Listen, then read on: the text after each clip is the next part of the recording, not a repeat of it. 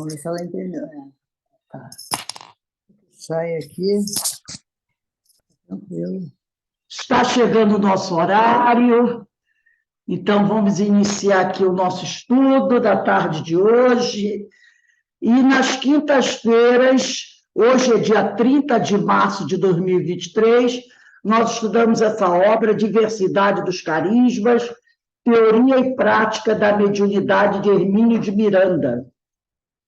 Nós estamos estudando o capítulo, deixa eu ver, capítulo 5, que trata do desdobramento. Hoje, no capítulo 5, nós vamos estudar o item 9, inesperadas, ou desculpe, nós estamos concluindo o item 8, que trata do cordão fluídico, né? Nós estamos encerrando esse item 8, que trata aqui do cordão fluídico. Então, nós vamos, antes de iniciarmos aqui o nosso estudo, vamos fazer a nossa prece habitual para iniciarmos aqui o nosso estudo. Então, vamos elevar o nosso pensamento ao alto, ao Pai Criador, a Jesus, agradecendo essa bênção que é podermos estar reunidos aqui, em família, na casa de Francisco de Assis, para continuarmos os nossos estudos, as nossas reflexões. Pai amado, Pai de infinita misericórdia e justiça, estamos todos aqui reunidos ao Senhor para mais uma tarde e noite de estudos. Que a tua bênção, que o teu amor, que a tua luz possa nos envolver, trazendo-nos a paz que tanto necessitamos, o equilíbrio, e que cada um de nós possa, Senhor, a cada dia buscar a sua transformação moral tão necessária. Rogamos também ao Pai que abençoe aqueles nossos irmãos que também estão necessitados do teu amparo, que estão sofrendo, que estão em desequilíbrio. E assim, envolvidos por essas bênçãos que caem do alto, te pedimos amorosamente, ó Pai, que nos permita dar por iniciado o nosso estudo da tarde de hoje. Graças a Deus. Bem, antes de até começarmos aqui o nosso estudo, eu quero lembrar que amanhã, né, dia 31 de março, seria o dia né, lembrando a data do desencarne de Allan Kardec, não é?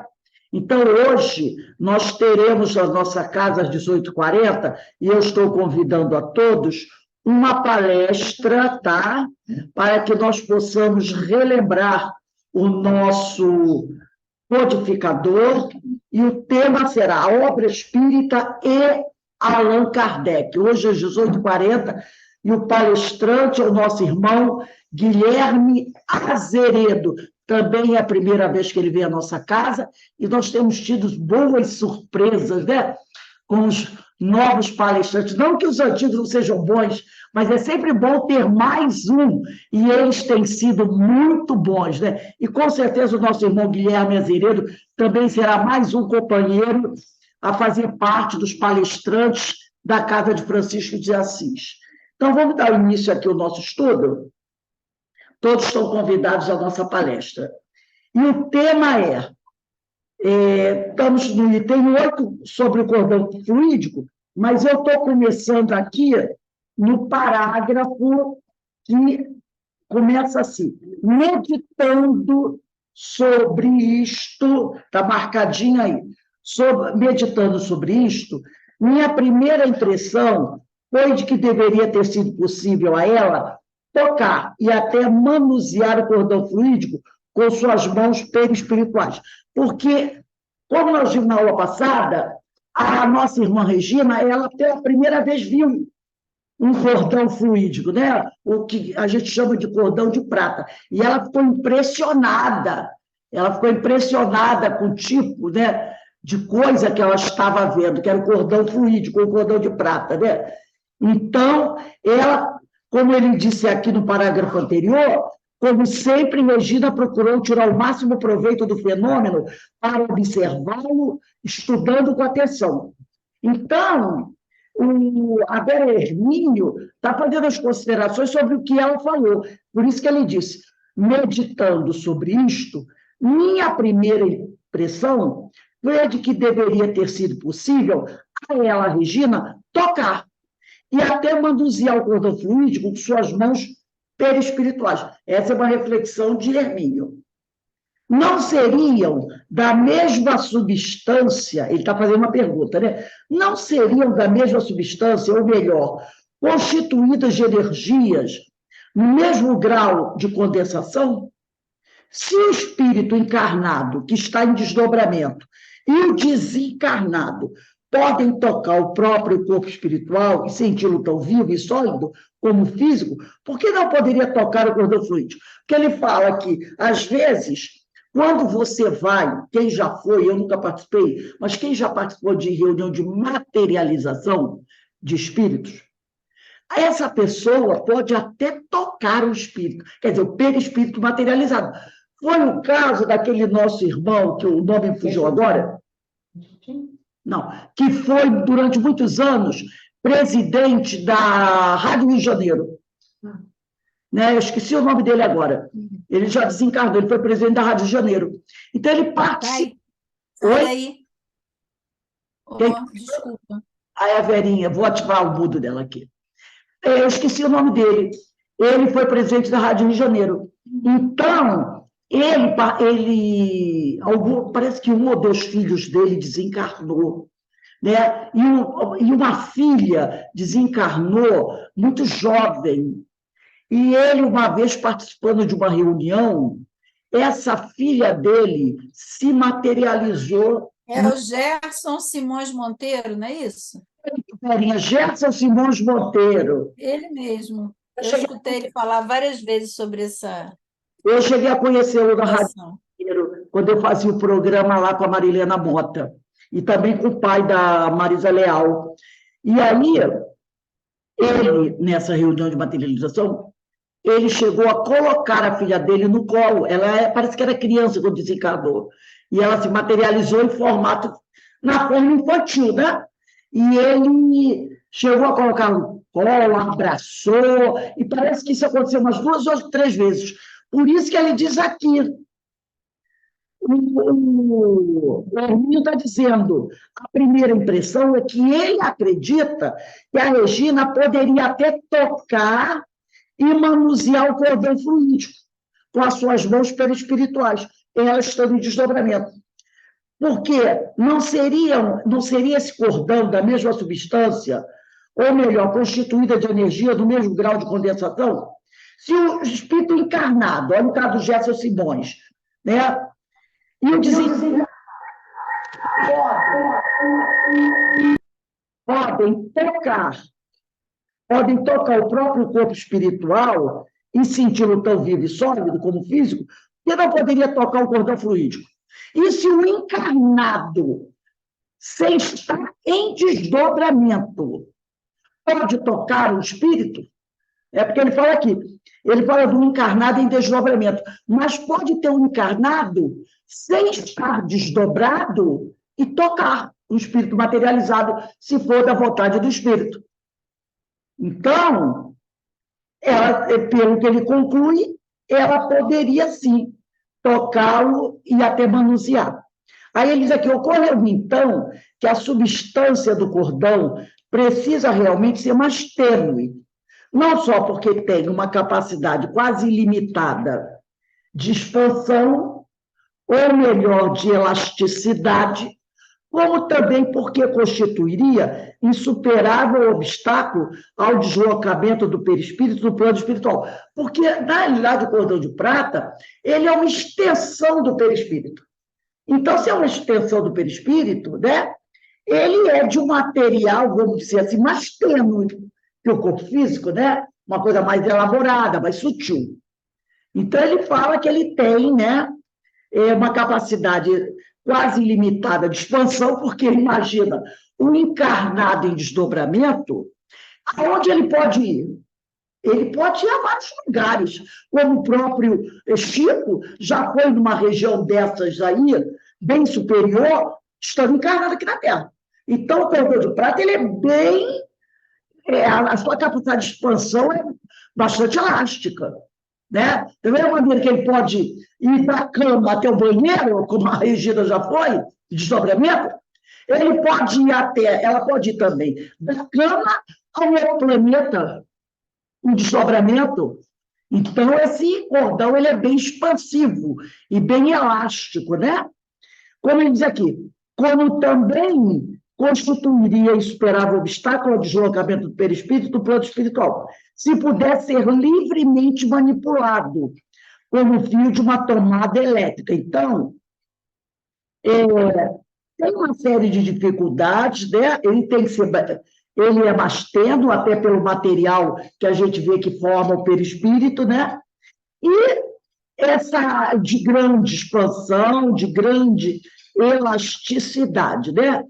Mas o seu manuseio é um pouco difícil, como ele quer dizer aqui, né? Um pouco limitado, porque também poderia aí ser um obstáculo se ele fosse manuseado com muita facilidade para que o espírito pudesse desdobrar, né? Então, ele diz aqui, ao que parece, o cordão é apenas uma ligação energética, uma vibração que opera dentro de uma faixa de onda específica que liga o corpo perispiritual ao físico, né? E não a extensão de um ou de outro. É um campo magnético e não uma estrutura substancial. Então, fica essa dúvida, né? Alguns dizem que é uma extensão do perispírito. Eu já vi vários autores dizerem isso. Outros dizem, né, que é uma faixa de onda específica, é o que o Emílio está dizendo aqui, né? Então, na realidade, ninguém sabe exatamente o que é. Ninguém sabe exatamente, com certeza, o que é. Pode ser uma extensão, como muitos acreditam, do perispírito, pode ser um campo magnético, uma ligação energética, uma vibração. Eu sei que ele faz parte ali do perispírito, então ele pode ser uma dessas coisas. É o tipo das coisas que a gente não sabe, não pode bater o martelo, é isso ou é aquilo, né? São as opiniões. Tem um livro aqui que vai falar um pouquinho sobre isso. Esse livro aqui, eu acredito que todos vocês já conheçam, é o livro Voltaire. Esse livro é muito bom, muito bom. Eu acho que todos deveriam ler esse livro. É do Francisco de Xavier, Psicografia, pelo espírito do irmão Jacó. Eu acredito que todos nós, né, mesmo quem está iniciando a doutrina, deveria ler esse livro. Porque esse livro, ele vai falar, né, sobre alguém, ele até, o prefácio é do próprio autor, alguém que conhecia a doutrina, alguém que tinha uma boa situação dentro da doutrina espírita, e depois que desencarna, se encontra numa situação muito difícil, né? Tanto que ele diz aqui, um pedacinho do capítulo 1, quando o Espiritismo fora para mim, não só simples crença religiosa, tornara-se o clima constante em que minha alma respirava, constituía elemento integrante do meu próprio ser. Daí o entusiasmo vibrante com que me entregava ao serviço da doutrinação. Ele era doutrinador. E a certeza com que esperava o contentamento de fazer-me sentir aos irmãos de ideal após a desencarnação. Então, é a história de um doutrinador de casa espírita. Quem conhece um pouquinho a história sabe que ele passou dificuldades, né? Ele passou dificuldades. Então, era um doutrinador. É uma história muito interessante que todos nós deveríamos ler, tá? Esse livro aqui. Mas o trecho que eu vou trazer para a gente, ele está aqui no capítulo 3 do livro, e o capítulo 3 tem vários subtítulos. O subtítulo que eu vou pegar é o subtítulo que diz assim, em posição difícil, no capítulo 3. Diz assim, alongando o raio de meu olhar, verifiquei a existência de prateado fio, ligando-me o novo organismo à cabeça imobilizada. Então, é o depoimento dele, irmão Jacó. Tá? Ah, não, eu vou começar um pouco antes. Ele diz assim, assombrado, quando ele está já para desencarnar, ele diz assim, assombrado, vi-me em duplicata. Eu que tantas vezes exortara os desencarnados a contemplarem os despojos de que já se haviam desvencilhado, fixei meu corpo a enrijecer-se num misto de espanto e amargura. Fitei minha filha, que a filha estava com ele, né? Com suplicante humildade, imitando o gesto da criança medrosa. Encontrava-me prostrado, vencido. Não, contudo, se possível, desejaria afastar-me. A contemplação do corpo imóvel, não obstante aguçar-me o propósito de observar e aprender, era-me aflitiva. O cadáver perturbava-me com as sugestões da morte. Impunha reflexões desagradáveis e amargas. É aquele momento que ele estava desencarnando. Ao olhar para o corpo, ele começava a fazer reflexões sobre a vida dele, que eram desagradáveis e amargas. A distância dele, provavelmente, a ideia de vida e eternidade prevaleceria dentro de mim. Marta entendeu, a filha dele, o que eu não podia dizer. Fez-se mais tensa e explicou-me. Tenha calma, papai. Os laços não se desfizeram totalmente. Quer dizer, ela está falando para ele, né? Precisamos paciência por mais algumas horas. Desculpe, a filha dele já estava desencarnada. Alongando o raio de meu olhar, verifiquei a existência de prateado fio, ligando-me o novo organismo à cabeça imobilizada. Torturante emoção apossou-se de mim. Eu seria o cadáver ou o cadáver seria eu? Por intermédio de que boca pretendia falar? Da que se fechara no corpo ou da que me serviria agora? Através de que ouvidos assinalava as palavras de Marta? E tentando ver pelos olhos mortos, senti-me atirado novamente ao espesso nevoeiro. Assustado, soergui-me mentalmente. Aquele grilhão tênue, olha só o que ele diz, aquele grilhão tênue, ao unir-me com os despojos, era bem um fio de forças vivas. Então, ele está vendo para ele, naquele momento, que o cordão de prata, que é esse cordão fluídico, estava servindo ainda como um grilhão. E estava prendendo o espírito dele ao cadáver. Nessa hora é um grilhão, né? Ele já tem consciência que morreu, ou está morrendo. E que o corpo é um cadáver. Quem é que quer ficar ligado no cadáver? Mesmo sendo seu? Ninguém. Então, ele diz aqui, né? Ele fala aqui, aquele grilhão tênue, como um grilhão, como se fosse uma corrente, né? Ao unir-me com os despojos, era bem um fio de forças vivas, jungindo-me, quer dizer, prendendo-me à matéria densa. Por quê?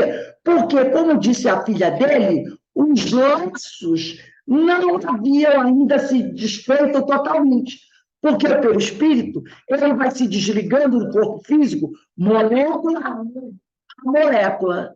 Enquanto não há todo o desligamento do perispírito, do corpo físico, ele ainda estará ligado. O cordão de prata ainda estará ali, presente. Então, aquilo para ele já estava dando uma agonia, porque o corpo dele era um cadáver. E existe na nossa mente, na nossa cultura, né? Cadáver é coisa de morto. Quem quer ficar ligado no morto, mesmo sendo seu corpo? Então, ele se sente mal. Né? Aí eu quero dizer aqui, de que isso me serviria agora, aquele cadáver, né?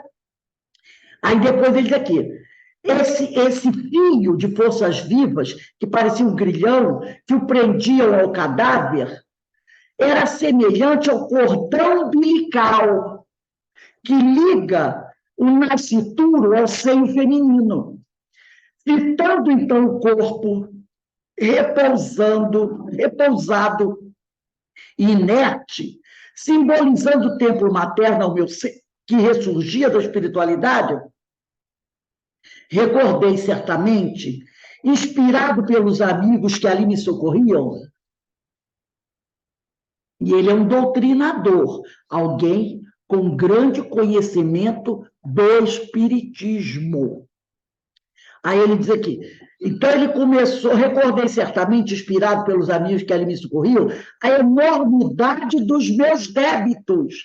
Naquele momento, ele está caindo a ficha, né?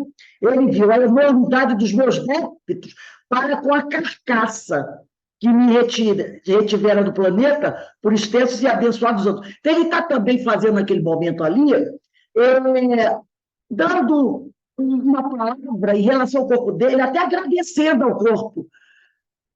Ele está pensando assim, eu devo muito a esse corpo. Esse corpo me trouxe até aqui. Graças a esse corpo, eu consegui aprender tanta coisa, né? Vivi aí na Terra. Então, ele está dando assim, respeitando o corpo, né? Agradecendo, de certa forma, agradecendo o corpo. Aí ele diz aqui, devia ao corpo a cooperação de precioso amontoado de conhecimentos, né? Cujo valor inestimável, naquela hora, reconhecia. Agora, cabia-me, naquele momento, vencer o mal-estar e a repugnância. A repugnância de ainda estar preso a um cadáver que já começava a entrar em decomposição. Porque a partir do momento que você morre, o corpo começa a entrar em decomposição. Mesmo que o cordão de prata ainda tenha sido desligado. Ele vai ser desligado, molécula a molécula. Dependendo do grau evolutivo da pessoa, esse desligamento pode levar vários dias. E nesses vários dias, a natureza não espera, não é, gente? A natureza não espera. Porque com 24 horas, 48 horas no máximo, o corpo já vai começar a feder. Mas, às vezes, o corpão ainda não se desligou. O perispírito ainda está ligado aos despojos em putrefação. Vai depender do grau evolutivo, da pulseirinha, lembra, Verinha? Vai depender da pulseirinha. Então, o espírito pode estar ali, ainda ligado ao Por isso, né, Rose, por isso que morrer é diferente de desencarnar, né? Perfeito, com certeza. Então, ele pode estar ainda ligado aos despojos, porque não se desligou ainda dos despojos, e a natureza, como não aguarda, o corpo já começa, as bactérias já começam a fazer festa. E o cheiro tem, daí ele falou, né? O mal-estar e a repugnância. Tem um outro livro também, é muito bom, esse é acho que foi um dos livros, esse livro aqui, nossa, Vozes do Grande Além, é um livro que nós estudamos no CEOI, lá temos idos dos primeiros meses que o CEOI foi fundado, 1994, por aí. Tá? Esse nem era o meu original eu acabei dando, eu consegui um outro. Esse livro nós estudamos no CEOI, se eu não me engano, em 1994. Vozes do Grande Além. É a psicografia de Francisco Campos Xavier por diversos espíritos. E ele traz aqui o depoimento de vários espíritos. Vários. Ele tem de Antônio Luiz Saião, Batuíra, Caibar Schutel, André Luiz, tem de Jesus Gonçalves, de Emmanuel, de vários espíritos mesmo, que vão dar comunicação aqui. Augusto dos Anjos, Antero de Quental. Então, vários espíritos vão deixar aqui o seu depoimento, Irmão X. E é muito interessante esse livro aqui. Eu trouxe aqui um texto também do espírito chamado, deixa eu ver aqui no final o nome dele, Asger. Ele assina apenas por G, tá? Ele assina apenas por G. E ele vai falar o seguinte, é o capítulo 5, é o seguinte título: Primeiros Instantes de um Morto. Então, eu trouxe um pedacinho dele falando assim. Ele começa dizendo, falando da ficha técnica ficha técnica dele. Ele diz assim: industrial, meu Deus, né? Administrador e homem público. Tem atividade intensa e incessante. Não admitia que o sepulcro me requisitasse tão apressadamente a meditação. Então, ó, ele se colocando aqui. Ele é um industrial, um administrador, um homem público, um homem de atividade intensa e incessante. E ele não admitia que ele pudesse ter morrido tão cedo, tá? Aí ele diz assim: a angina, porém, espreitava-me, vigilante, e fulminou-me sem que eu pudesse lutar. Então, ele teve um infarto. Recordo-me de haver sido arremessado a uma espécie de sono que me não furtava a consciência e a lucidez, embora me aniquilasse os movimentos. Não posso precisar quantos minutos gastei na vertigem que me tomara de assalto.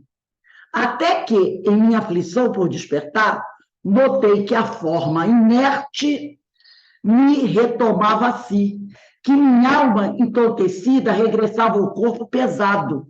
No entanto, espessa cortina de sombra parecia interpor-se agora entre os meus afeiçoados e a minha palavra ressoante, que ninguém atendia. Após alguns minutos de pavoroso conflito, e a palavra terrestre não consegue determinar, tive a impressão de que me aplicava um saco de gelo aos pés. Quer dizer, ele está começando a sentir o corpo esfriar. Então, ele está com a impressão de que ele está com alguns sacos de gelo nos pés. Por mais reverberasse contra semelhante medicação, ele acha que alguém estava aplicando uma medicação dele, colocando bolsa de gelo nos pés dele, né?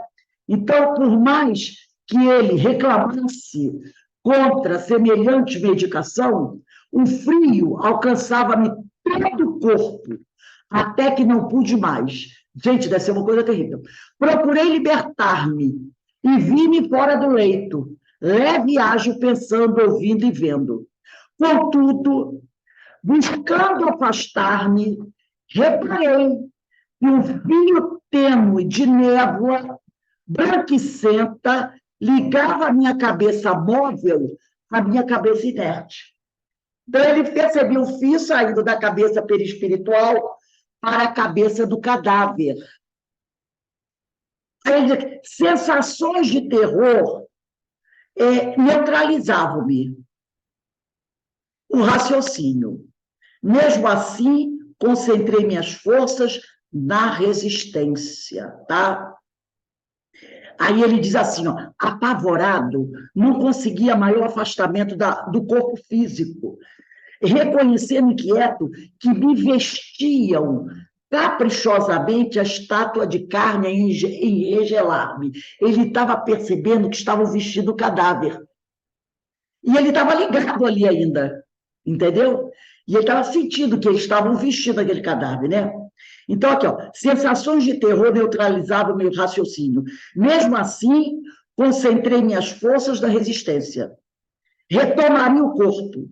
Lutaria por reaver-me. Ele está achando que ele pode, né? O delírio inesperado, quer dizer, aquele duelo, né, inesperado teria fim.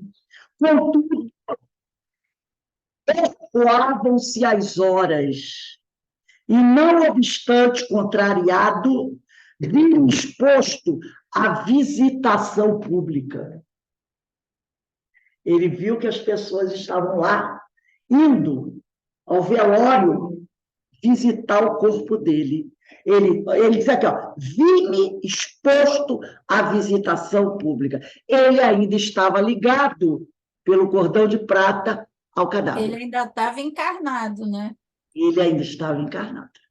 Ele ainda não havia desencarnado, né? Então, aqui, a gente vê, né, logicamente, olha só, olha como ele começa. Industrial, administrador, homem público, em atividade intensa e incessante, não admitia que o sepulcro me requisitasse tão apressadamente. Ele não fala em nenhum momento aqui em religião, em Deus, nada disso. Então, dá para perceber que alguém, não estou dizendo que seja uma pessoa imoral, uma pessoa má, mas era um homem que dá para perceber muito ligado às questões materiais. Pode ser pessoa, mas ainda muito ligado às questões da matéria, à posição social dele, ao trabalho que ele tinha. Então, todas essas questões aqui que nós vimos no caso do... E olha, que Voltaire, ele é espírita, doutrinador, mas ainda está pegado a matéria. E nesse aqui, o industrial, o homem, o empresário, também ligado à matéria. Os dois com dificuldades na desencarnação. Então, para a gente ver como é importante a questão da criatura se espiritualizar. Ah, mas o Jacó, ele era espírita? Era. Mas ele mesmo diz que, quando ele começa a olhar o corpo e fazer uma reflexão da vida dele, ele começa a perceber os muitos débitos que ele tem. E quem quiser conhecer esse livro, Voltaire, que é uma grande lição para nós espíritas, vai perceber quais foram as dificuldades dele. Né? É muito bom ler. Vai ver quais foram as dificuldades dele. E a questão do cordão de prata, né? Fazendo essa ligação do perispírito ao corpo físico dos espíritos. Né? Vamos voltar aqui ao Hermínio Miranda. Ao descrever-me esta experiência, né? E ela dela ver o cordão de prata e tentar manusear, Regina acrescenta que gostaria de ser mais curiosa a respeito de tais fenômenos. Talvez pudesse, então, observá-los melhor, testar situações e promover certas experimentações. Observa, porém, que uma vez do lado de lá, não tem a mesma curiosidade que costuma ter aqui. Então, ela percebe que, ou ela aqui encarnada, tem a curiosidade de pesquisar um monte de coisa, mas que depois que ela está desdobrada, essa curiosidade que ela tem enquanto encarnada não é a mesma que ela tem quando ela está no plano espiritual, né? Ela, Regina, talvez, né? Ela diz, é como se na condição de espírito achasse aquilo tão natural, tudo tão natural, e rotineiro, que não considera necessário perder tempo para satisfazer curiosidades, dúvidas e perguntas que tinha como Regina 1, do lado da matéria presa. Regina 1 é encarnada, né? Do lado da matéria presa. Há um bloco maciço de átomos, moléculas, células e órgãos. Por quê? Ela, enquanto está aqui encarnada, nós todos aqui encarnados, nós temos uma curiosidade de saber como é que será o mundo espiritual, né? Como é que será isso? Como será aquilo na espiritualidade? Quando a criatura está da espiritualidade, aquilo é o natural para ela. Tem curiosidade de saber o que é o espírito, porque ela é do desdobramento, ela está plena como ela verdadeiramente é, o espírito. Então, não há novidades para ela. A novidade está quando você está no corpo de carne, porque você esquece da vida no mundo espiritual, né? Por mais que se prometa que vai ser diferente na vez seguinte, assim que se desdobra, percebe que não tem o mesmo grau de interesse. Tudo lhe parece tão natural e conhecido que não vale o esforço de uma exploração. Na tentativa de explicar essa diferença de postura, ela emprega uma sugestiva imagem. É como se eu estivesse em frente a uma casa fechada, doida para saber como ela é por dentro, o que tem lá, como vivem as pessoas ali, de que maneira está decorada, de que cor são as paredes, quantos cômodos, e de repente abro a porta, entro e vejo que é simplesmente minha casa e eu já sei de tudo sobre ela, né? Porque quando a gente está aqui encarnado, a gente tem uma série de... É igual assim, você tá aqui, né? E você sabe que você tem o teu amigo espiritual, que você tem os espíritos que te ajudam e tudo mais. Quando você chega na espiritualidade e você conversa com eles, você não tem a curiosidade de ficar perguntando o nome deles. Por que não? Porque você conhece eles. Agora, quando você desdobra, você chega aqui no estado de vigília, você diz assim, puxa vida, eu sei que eu conversei com o espírito, mas por que eu não lembro o nome dele? Por que eu não perguntei o nome dele? Você não pergunta porque você conhece. É a mesma coisa que eu estou aqui conversando com a Denise. Fala, Denise, qual é o seu nome, Denise? Eu conheço a Denise. Em desdobramento, eu conheço com quem eu estou falando. Só que quando eu chego aqui, eu retorno para a carne, eu esqueço. Aí eu fico, por que eu não perguntei o nome? Eu não perguntei porque eu conheço a criatura. É minha amiga. Entendeu? Então, é essa coisa, né, da nossa curiosidade aqui, das coisas, e você, muitas vezes, fica naquela dúvida, né? Quem será? Mas você conhece, você está acostumado a fazer isso sempre. Aí, voltando aqui à leitura, né? Quando ela fez aqui, ela diz aqui, item 9, inesperadas visitas em domingo vazio. Em uma de suas habituais tardes domingueiras, estava aborrecida e sentindo-se muito só. Ninguém a visitara e ela não estava disposta a visitar ninguém. Em cumprimento à sua rotina de domingo, deitou-se após o almoço para repousar. O pensamento começou a vagar, meio solto e sem rumo certo, quando, de repente, ela viu um pouco acima do encosto do sofá uma bola acinzentada em formação, ou melhor, algo definindo-se aos poucos como uma bola. Concentrou sua atenção no estranho fenômeno.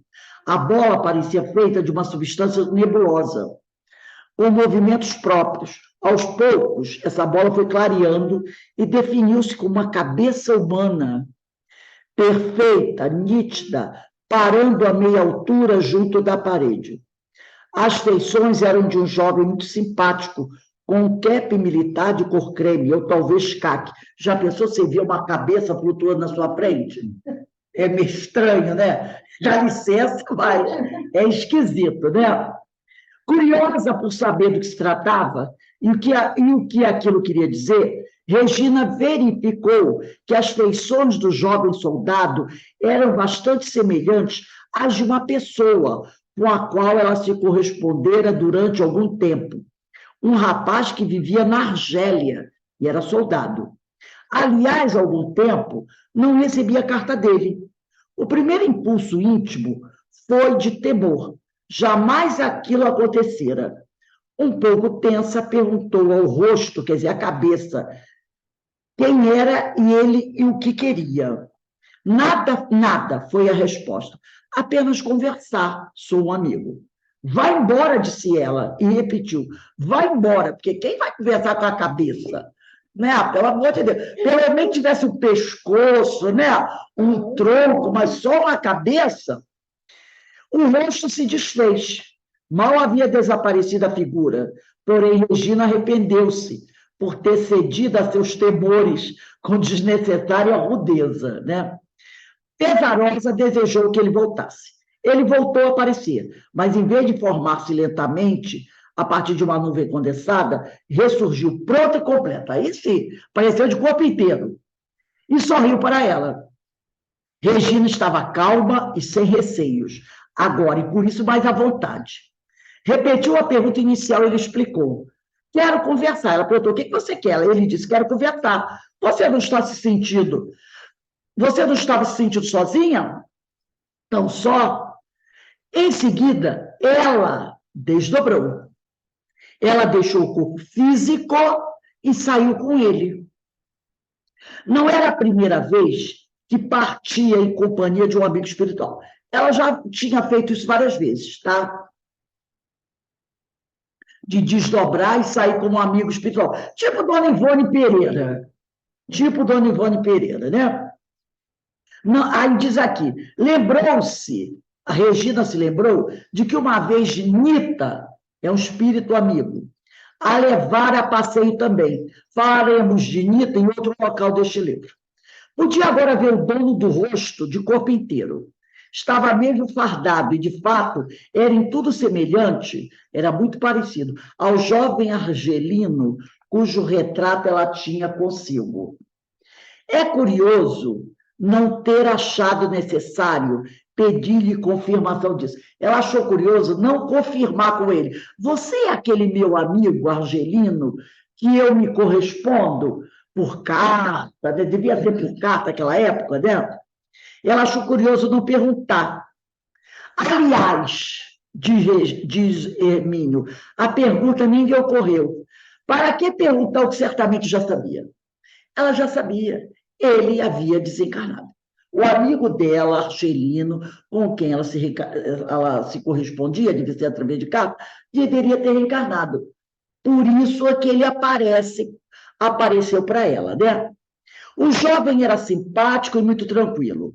Dirigiram-se a um bosque que pareceu a ela ser o mesmo local em que estivera com Nitinha, aquela amiga espiritual dela, Nita, né? Com Nitinha, o apelido, há algum tempo.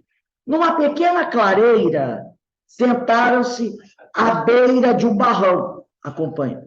Conversaram enquanto ele se propôs a ensinar-lhe um jogo com pequenas pedras, que deveriam ser arrumadas de certa maneira.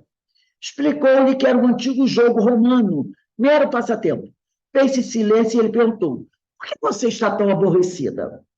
Nada de especial, é que tenho me sentido muito só, e isso às vezes me aborrece. Por que você não sai um pouco, disse ele para Regina. Vai ao cinema, por exemplo. É uma ideia, mas não estou com vontade de sair. Preferia ficar em casa e que alguém viesse me visitar. Mas acho que hoje não vai mesmo aparecer ninguém lá em casa. Daí em diante, ela não se recorda mais o que aconteceu. Só se vê de retorno ao corpo. Ao retomá-la, sorriu e disse a si mesmo: acho que vou aceitar a sugestão dele. Vou a um cinema. Cerca de 20 minutos depois, porém, a campainha tocou. Era a amiga M, e foi logo dizer não entrar. Olha, eu não vim aqui, não. Estava até bem longe. E já de volta para casa, quando me bateu aquilo assim, vai para a Regina. Então, eu resolvi chegar até aqui para ver como você estava. Que bom que você veio, foi o comentário feliz. Mas não foi só isso. Conversavam há cerca de meia hora quando novamente a companhia tocou. Surpresa das surpresas. Ser uma velha amiga que Regina não via há bem um ano ou mais estava à porta. Alegria, cumprimentos, festa. Ela entrou e comentou: não fique muito feliz com a minha visita, não. Na verdade, eu nem estava pretendendo passar aqui. Vinha para casa de volta de um plantão de 24 horas. Ela era enfermeira. Mas, de repente, quando o ônibus estava chegando aqui, me bateu aquilo assim: vai lá na Regina. Quando percebi, já havia dado sinal. E aqui estou. Diante disso, Regina sorriu e não teve mais dúvida. Fora o amigo argelino, o autor daquela agradável e simpática brincadeira. Sabendo que ela preferia ficar em casa e receber algumas visitas do que fazê-las, ele trabalhara prontamente e com indiscutível eficiência para encaminhar duas amigas para sua casa naquela solitária tarde de domingo. Mentalmente, Regina agradeceu-lhe a gentileza e com emoção. Nunca mais viu a entidade. Ela nunca mais viu o amigo argelino. E jamais ficou sabendo se era de fato seu amigo e correspondente argelino, nem se ele ainda estava vivo ou já desencarnara. A correspondência, sempre muito fraterna, foram interrompidas as explicações. Então, deveria ser ele mesmo, né? Ele deveria ter morrido, veio visitá-la e fez esse caminho, né? Intuiu duas amigas a ir na casa dela visitá-la porque ela estava triste. Agora, vamos lá no item 10, que vai falar do telefonema. Aí o Hermínio diz assim: se eu precisasse de um fenômeno para demonstrar que os vivos também se comunicam pelo desprendimento, bastaria o caso narrado a seguir. Mas como este livro não se destina a provar nada a ninguém, mas a ajudar aos que já se convenceram da realidade espiritual, aí vai ele, como simples relato de uma experiência vivida. Então, o livro Diversidade dos Carismas não quer provar nada a ninguém, ele não escreveu esse livro para ajudar a provar nada a ninguém. Ele escreveu esse livro para ajudar os espíritas, principalmente os médiuns, entendeu? Esse é o objetivo. Tanto que o subtítulo é Teoria e Prática da Mediunidade. Esse é o objetivo dele. E ele diz aqui, certa noite, Regina encontrou-se em sonho com um rapaz muito simpático. Ela estava desdobrada, tá? Ela estava desdobrada. Não tinha... E o rapaz também estava em desdobramento. Ele estava encarnado. Os dois encarnados desdobrados, tá? Não tinha, essa altura, esse rapaz, a menor noção do espiritismo. Sequer sabia o que era desdobramento. Tiveram uma longa e fraterna conversa. E, ao despedir-se, ele, em desdobramento, lhe deu o nome e o telefone. Olha só. Os dois encarnados, os dois no desdobramento do sono. Ele foi e resolveu dar para ela o nome e o telefone dele, pelo qual poderiam comunicar-se do lado de lá.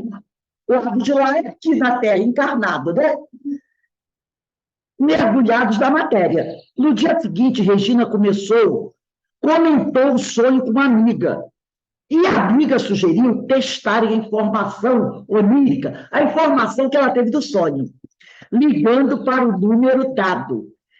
E se existia alguém lá com esse nome, supondo-se que o telefone seja mesmo esse, perguntou Regina, apreensiva.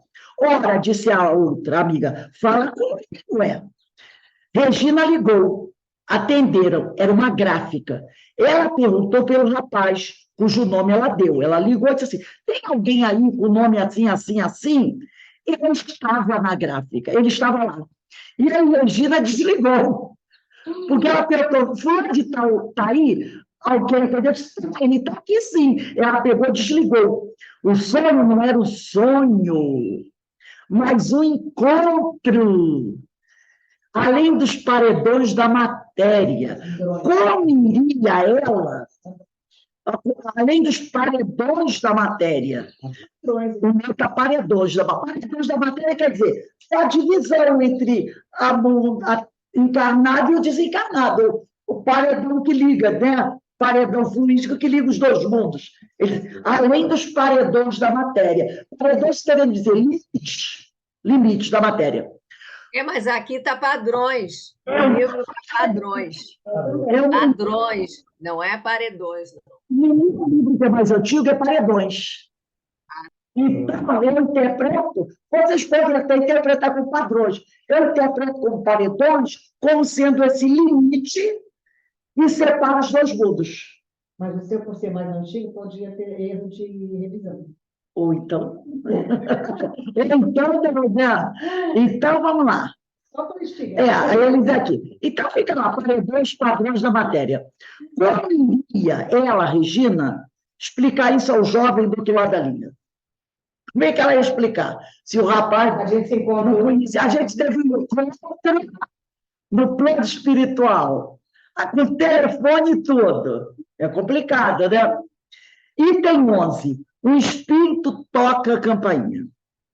Quando sua mãe morreu, Regina não tinha a menor noção da realidade espiritual.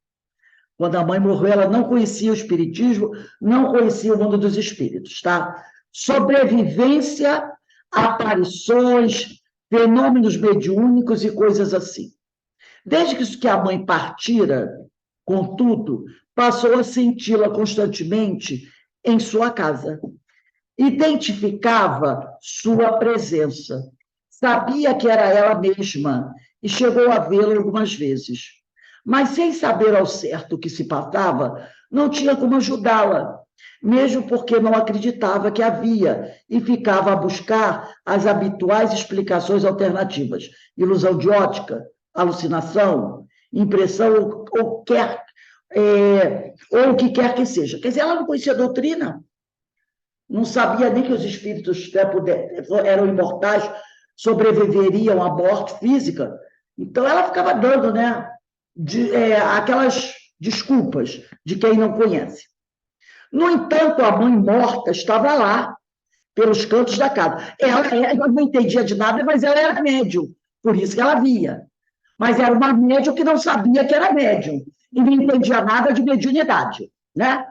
No entanto, a mãe morta estava lá pelos cantos da casa, constantemente chamando por Regina ou tentando lavar a roupa que ficava de molho do balde. Isso durou anos. Olha essa situação. A pessoa morre, não sabe que morreu, entra em agonia e fica preso àquela vida de antes. Vai à feira, que como era uma senhora, devia acostumar, né? Vai à feira, vai ao mercado, vai à igreja, quer lavar a roupa que está no tanque, quer lavar essa, quer arrumar a casa, tirar pó, entendeu? Essas coisas que eu tenho certeza que eu não terei problema. Não, não. Não vou querer lavar roupa, não vou querer tirar pó, não vou querer varrer, muito menos passar. Eu posso até procurar a máquina de lavar, porque eu adoro a máquina de lavar. Mas essas coisas eu tenho certeza que eu vou poder, sim, querer reclamar. Quem mexeu nos meus livros? Aí sim, para pegar a sombra, para mim, para inflamóvel, isso aí eu tenho certeza. Tenho certeza que eu vou, porque a Denise tem.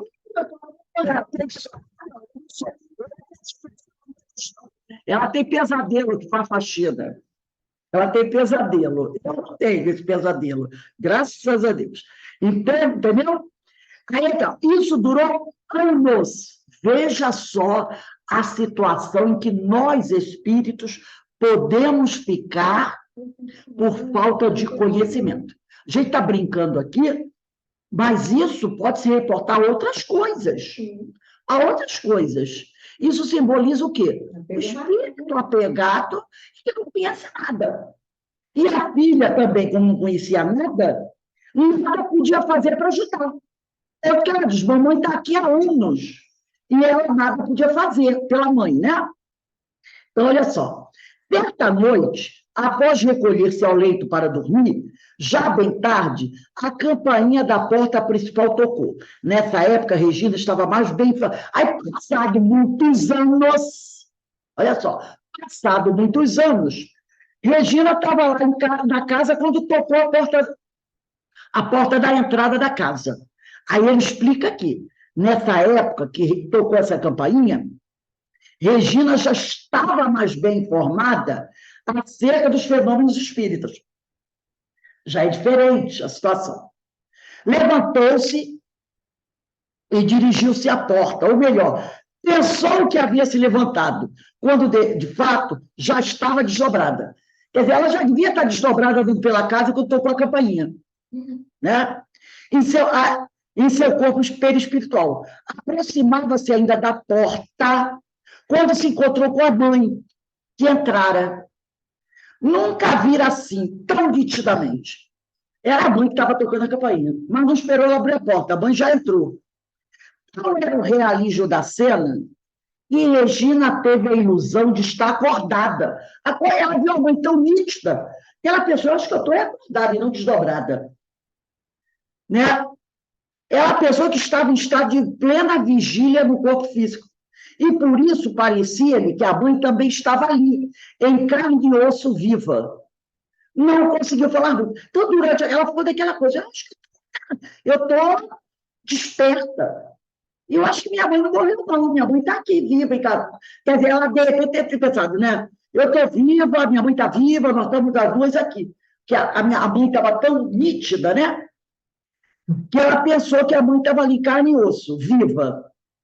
Aí ela disse, olha, minha mãe, é a senhora? Ela confirmou. A mãe tinha um ar de cansaço e tristeza. Olha só. A voz da mãe era lenta e arrastada, como se estivesse exausta. E começou a reclamar, muito confusa, por não estar entendendo as coisas. Aí a mãe já começa a falar, que há muitos anos que a mãe estava ali, naquela situação. Mamãe, disse Regina suavemente, porque ela já tinha o conhecimento espírita, a senhora não está mais aqui entre os vivos. a senhora já morreu, minha mãe, não pode mais ficar aqui. O espírito já estava cansado, né? Há quantos anos ela já não devia estar naquela situação? A pobre senhora olhou-a, perplexa e confusa, e respondeu com outras perguntas. Será, minha filha? Então é isso?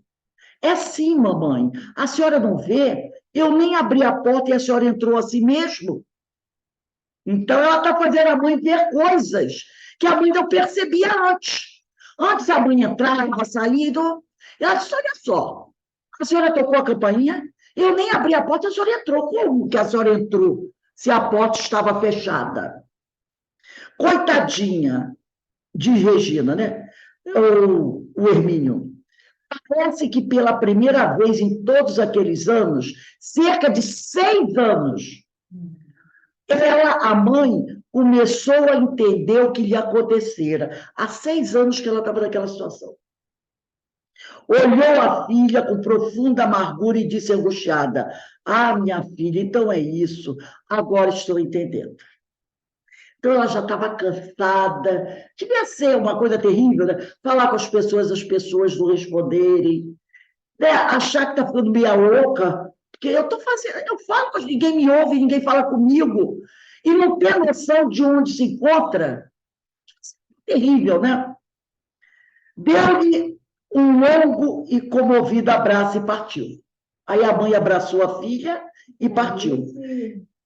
Né? Regina sentiu naquele abraço toda a angústia e perplexidade que iam no seu espírito. Ela sentiu toda a tristeza, toda a angústia, a amargura da mãe com aquele abraço, né? Compreendeu no instante o quanto a mãe dela deveria ter sofrido durante aqueles anos todos sem saber o que se passava consigo mesma. Retornando ao quarto, Regina despertou, erguendo o corpo físico, e ali ficou chorando por muito tempo, sentada na cama, sob o peso daquela angústia, na solidariedade de uma dor que também era sua. Porque ela também ficou triste, porque há muitos anos ela via a mãe. E ela nunca pôde fazer nada pela mãe como ela fez agora, porque ela desconhecia a história dos espíritos. Então, ela também deve ter pensado, puxa, eu vi minha mãe aqui tanto tempo nessa agonia e nunca pude dar uma palavra a ela de consolo, de esclarecimento, porque ela também não sabia. Ela achava que estava alucinando, que era ilusão de ótica, né? Que era coisa de outro, sei lá. Então, ela também devia estar assim, triste, porque ela viu a mãe nessa situação tanto tempo, que ela era médium, né? Também não sabia o que era mediunidade, nem vidência, e ela nunca fez nada pela mãe, talvez nenhuma prece. Porque se ela achava que era ilusão de ótica, como nós vimos ela falar aqui no início, por que ela vai fazer alguma coisa, né? Olha aqui. Quando ela diz assim, mas sem saber o certo que se passava, não tinha como ajudá-la, logo no início do item 11. Mesmo porque não acreditava que havia. E ficava a buscar as habituais explicações alternativas.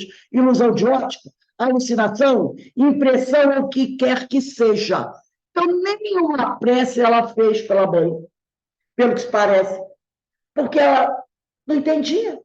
E agora, já tem o conhecimento doutrinário, ela vê o sofrimento da mãe nesses 6 anos e que ela realmente fez nada para ajudar a mãe, né? Como é importante a gente ter esse conhecimento. Assim, saber uma pessoa desencarnou, fazer a prece, né? Porque às vezes a gente bota o nome lá do caderninho, pedindo na irradiação dos desencarnados, né? Porque aí a gente está fazendo alguma coisa por aquela pessoa. Às vezes a gente lembra de um amigo, né? Às vezes, a semana passada eu também estava em casa chorando, de repente, assim, foi dia 28 de março, um dia antes do meu aniversário. Eu tinha uma grande amiga lá do Curupaiti, era ranceniana, ela fazia o aniversário um dia antes do meu aniversário, sempre dia 28 de março. E aí, inclusive, quando ela desencarnou, o meu amigo, que era o marido dela, me entregou a carteira de identidade dela e disse: Rose, guarda você de lembrança. É da Terezinha. Eu acho que a Verinha não chegou a conhecer a Terezinha, não conheceu o Guapo, o marido dela. Então, eu tinha. No dia 28, eu estava sentada, eu tinha o computador trabalhando. Eu olhei para a folhinha para botar data no livro, né, da lição, e na hora que eu botei assim, 28 de março, automaticamente veio assim: hoje é aniversário da Terezinha. Eu tenho certeza que aquilo ali foi, né, porque 28 de março, né, a Terezinha já desencarnou, deve ter uns 15 anos por aí. Foi, de repente, talvez ela tenha se aproximado de mim, porque a gente era muito amiga, era a véspera do meu aniversário, e a gente tinha uma brincadeira muito interessante, né? Eu, ela e o marido, o Guapo, que já desencarnou, e o Rogério também já desencarnou, que quem chegasse primeiro ia tratar de guardar um cantinho para os outros. Ela era mais jovem e foi a primeira a desencarnar. Engraçada, a mais jovem. Depois desencarnou o segundo mais jovem, o irmão dela, Rogério. Depois desencarnou o mais velho, o Guapo. Sobrou eu. Então, a gente sempre dizia assim, né? Ó, quem for primeiro, trata de arrumar um 3x4, um 4x4, 2x2 para o outro lá. Para quando o outro chegar, já ter um canto lá. Então, como ela foi primeiro, a gente diz: ó, a Terezinha está arrumando um cantinho lá para a gente. Aí foi o Rogério, a Terezinha e o Rogério. Aí foi o Guapo. Falei: opa, Terezinha e o Rogério, Guapo, estão arrumando o canto para mim. Quando eu chegar, eu quero ver o cantinho lá com os dois. Então, a gente, essa brincadeira, né? Então, dia 28, tem certeza que, de alguma maneira, eu fiz um link com ela fez um link comigo, que opa, hoje é aniversário da Terezinha. Eu fui lá, peguei a carteira de identidade, botei o nomezinho dela lá no caderno. Ela pode nem estar precisando. Mas é uma forma que a gente tem, né, de levar uma prece, uma vibração para aquela companheira ali. Isso ajuda a gente conhecendo a doutrina, porque a gente não sabe, pode ser que esteja precisando, pode ser que não esteja. Então, prece nunca faz mal a ninguém, né? Então, a gente coloca lá. Mas se a criatura não sabe, não tem a mínima noção de nada, começa a ver alguma coisa assim. E no caso da mãe da Regina, ela precisava. Então, agora que ela tinha o conhecimento, ela pode dar uma orientação à mãe. A mãe já estava percebendo que tinha alguma coisa diferente. E quando ela esclareceu, ela automaticamente fez a ligação e foi. Estava faltando aquilo. Sabe, aquela coisa: mamãe, você morreu. Né? Estava faltando essa ali. A prova. E vindo da filha. E vindo da filha. Mais tranquila, você vê que ela falou. Exatamente, né? Né? Então, olha como é importante isso, né? E aqui, para terminar, o Orminho diz assim: por muito tempo, depois desse dramático diálogo, que foi para a Regina dramático, ter que informar a mãe que ela não fazia mais parte do mundo dos vivos. Não é? Para ela foi duro. Regina ficou sem vê-la, sem ver a mãe, ouvir seus constantes e lamentosos chamados. Porque antes era o que ela fazia, a mãe chamava por ela, né? Só mais tarde, só algum tempo depois, quando a mãe já estava bem, veio visitá-la. Estava em paz. E continua vindo, de vez em quando, agora certa de que é mais um dos habitantes do mundo espiritual, e não uma pessoa perdida, desorientada, angustiada, que não sabe ao certo o que se passa consigo mesma. Então, a mãe agora volta, né? E volta, mas já sabendo quem ela é, né? Que, gente, que é um alívio, né? É um alívio. O espírito ia ver que a vida continua. É um alívio você saber quem você é e aonde você está, né? É um alívio, porque agora ela sabe quem ela é, ela sabe onde ela está, ela sabe que ela faz, de onde ela faz parte. Porque antes estava perdida, estava desorientada. Isso é o sofrimento. No momento que você encontra um ponto de apoio, é igual o cara que está se afogando e, de repente, ó, alguém estica uma mão e você segura. Graças a Deus. Né? Então, veja como essa ideia de você ter uma consciência, dia 6 de abril, próximo. Como é importante você ter uma consciência de quem você é, de onde você está e do que você deve fazer. É muito importante. Do que você ficar perdido, né? Totalmente perdido. Então, eu acho que esse capítulo, esse estudo de hoje foi muito interessante, né? Falando da questão do cordão de prata, dessa dificuldade de alguns espíritos sobre o momento da morte, né? Esses 2 livros, gente, eu vou recomendar a vocês, tá? Principalmente para quem trabalha com a mediunidade, Vozes do Grande Além, e Voltei, do irmão Jacó, quem trabalha na mesa mediúnica, quem tem bastante conhecimento doutrinário, ele era doutrinador, né? Vamos dar uma lidinha nele para a gente, que ele pode ser nós amanhã, tá?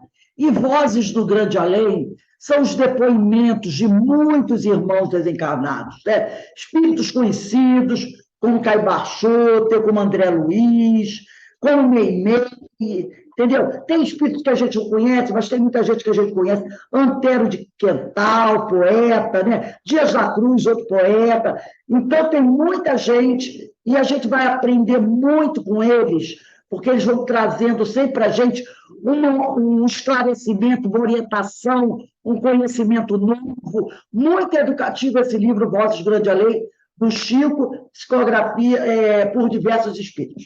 Então, nós vamos encerrando, gente, o nosso estudo de hoje. Alguém gostaria de falar alguma coisa? Interessante. Rose, muito interessante o estudo de hoje, tantas coisas, né? Esse encontro em desdobramento, eu acho que é o ideal, né, para todo mundo, né? Não vai ter perigo. Eu acho que eu já Eu encontrei achei muita ótimo. gente hoje sabendo, né, como processa.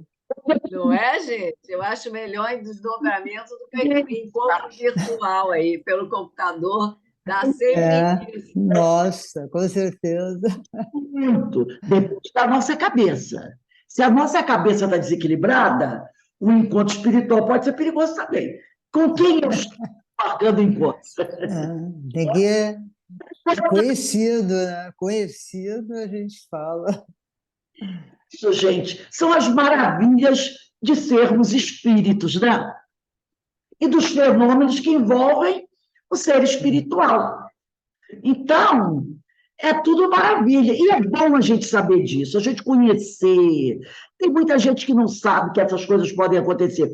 Por isso que o Hermínio fala aqui, ele não tem interesse de fazer adeptos, né, de convencer ninguém, mas sim de esclarecer aqueles que já conhecem a doutrina, mas que não sabem que esses fenômenos podem acontecer, né? Então, que a gente aproveite para aprender um pouco mais com esse grande irmão que já se encontra no plano espiritual e que, com certeza, continua nos ajudando e muito a compreender, né? Através dessa obra maravilhosa que ele deixou. Então, nós vamos aqui encerrando, quando for 5h25, tá bom, Denise? Para nós estudarmos hoje os ensinos de Jesus. Então, vamos elevar o nosso pensamento ao alto, agradecendo a Deus, a Jesus, a espiritualidade amiga, a Hermínio de Miranda, por nos trazer esses conhecimentos tão importantes para todos nós, referentes à doutrina espírita e às questões da mediunidade. Que a tua paz, Senhor, continue a nos envolver hoje e sempre. Graças a Deus. E mais uma vez eu vou falar com vocês que hoje nós receberemos aqui o nosso irmão, né? Eu vou pegar o nomezinho dele aqui, que eu costumo esquecer o nomezinho dele, né? O nosso palestrante da noite de hoje, que é o Guilherme Azeredo. O Guilherme Azeredo vai falar conosco hoje. Ele é de São Paulo, o código dele é 12, ele vai entrar às 18h30, né? O tema vai ser a obra espírita. São Paulo é 11. É 12 aqui, mas acho que é interior de São Paulo. A obra espírita e Allan Kardec. que amanhã, dia 31 de março, foi a data em que morreu Allan Kardec. Então, nós vamos falar do codificador no dia de hoje. Quem puder estar conosco às 18h40, venha estar conosco, que eu tenho certeza que vai ser bem interessante. Como eu falei no início, nós temos tido palestras muito boas. Sempre foram muito boas as palestras, né? Nossa irmã Carmen está aí, palestrante, Denise, vários outros. E nós temos novos convidados, e eles têm feito palestras maravilhosas. E com certeza de hoje também será. Então, um beijo aí no coração de todos.